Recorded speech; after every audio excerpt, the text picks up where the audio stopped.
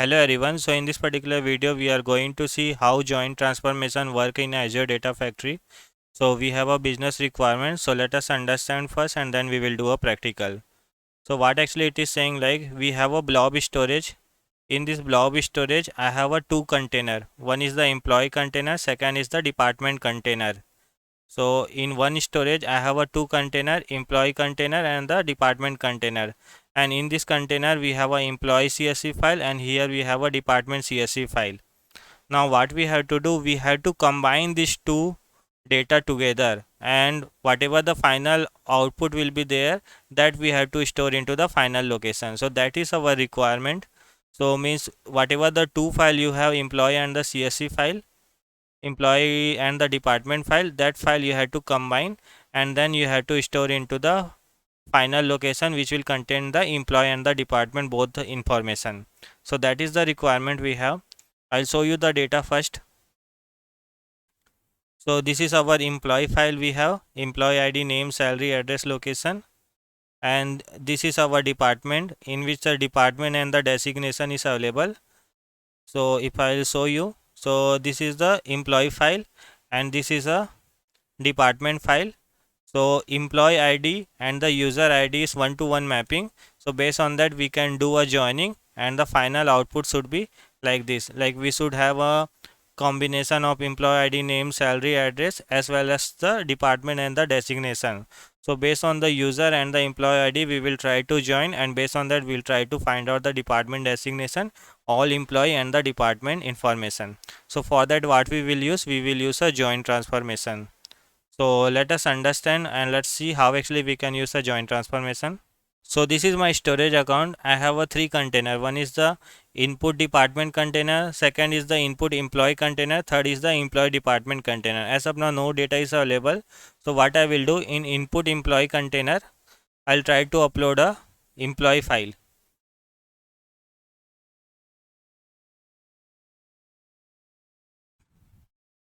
So this is one of the CSV file which I will upload into the employee container. Now in a department container I'll upload a department file.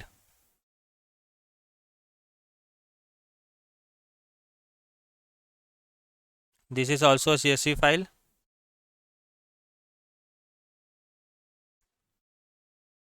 So in employee container we have a employee file, department container we have a department file. Employee department will be the final output. As of now no data is available. So in Azure Data Factory we will create a pipeline, we'll try to combine, and the combined data we'll try to store into the employee department. I'll open a data factory. I'll go to the author. What we have to do, we will create a data flow. So go, because we have to do a transformation, right? So we will create a data flow first. Click here, click on the new data flow. This particular screen you will get. So you can see add source. So we will add a source for the first file. So here we will give the name as a employee. You can give any name. So I have given the name as a employee. After that we will create a data set. So where our data is available, my data is available in a blob storage. So I will select that. Click on the continue. My file is CSV file, so I will select the delimited text. Next, after that we will create a link service so that we can connect to the blob storage. So I will select the subscription, I will select the storage account, and after that I will click on the create. Now here we have to select the file path. So where actually my file is available, my file is available in a input employee, right? So here my file is available. Select your file, click on OK, click on OK. Now your first employee source is ready and you can see column 6 column. If you want to preview data, you have to first click on the data flow debug, click on OK, and after that if you'll go into the data preview, you should be able to see a data. As of now data flow debug is in rotating. Once it will complete, you will be able to see a data. Now if I will refresh, so you can see I am able to read my employee file. We have a employee ID, name, salary, address, location and email. This all the column I am able to read. So that file was available in our employee file. Employee ID, name, salary, address, location, email. Means our data set is working fine for this employee. Now what we will do, we have to create another source. that for the department. So I'll click on this add source because we have a multiple source, right? So like that you can add a multiple source. So here what I will give you the name as a department. We'll create a data set where actually file is blob storage only. I'll select that. My file is CSV file, so I'll select that. And because we are using a same storage account, to connect the storage account we have already created one link service, so you can use the same link service here. I'll select that, but our file path is different, so we'll give the different file path. Now my department file is available into the department container. I'll select the department CSV, click on OK, click on OK. Now in the department you can see we have a 3 column. If you want to preview data, go here, refresh. I am able to see my department file also, user, department and designation. Why I am doing a data preview? This is how we have to debug. First we have whatever the source we are creating, you should see in data preview, are you able to read the correct or not. That's how we have to debug.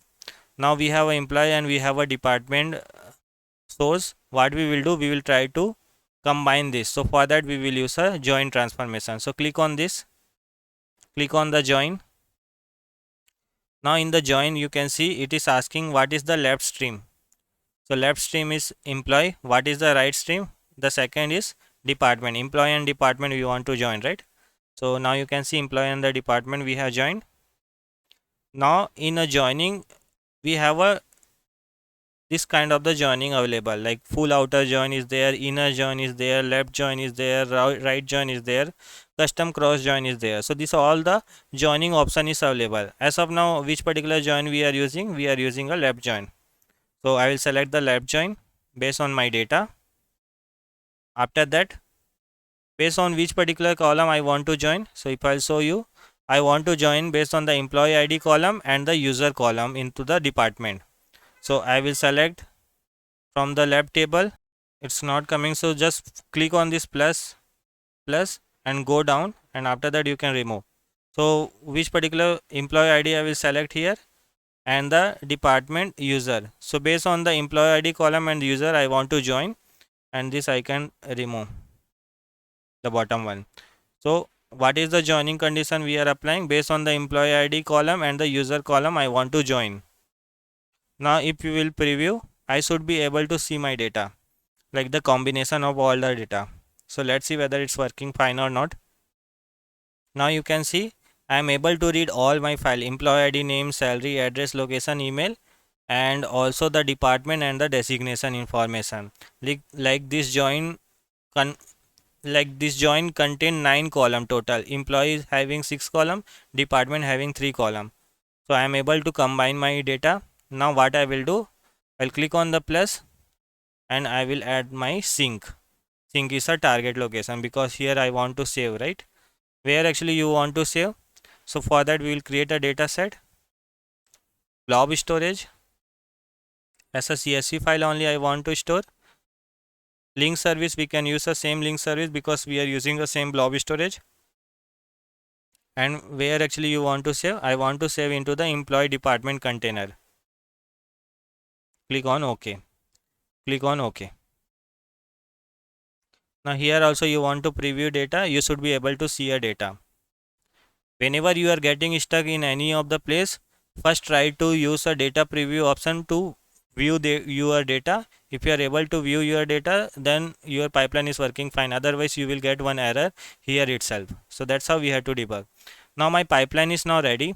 What I will do, I'll click on the pipeline, click on the new pipeline, and I will drag this data flow whatever I have created here, and I will click on the publish all. Click on the publish. You can see publish is in progress. Once the publish will complete, we'll try to trigger. Once we will trigger, our final output should be stored into our final location, into the employee department container. So let's wait for that. You can see publish is completed.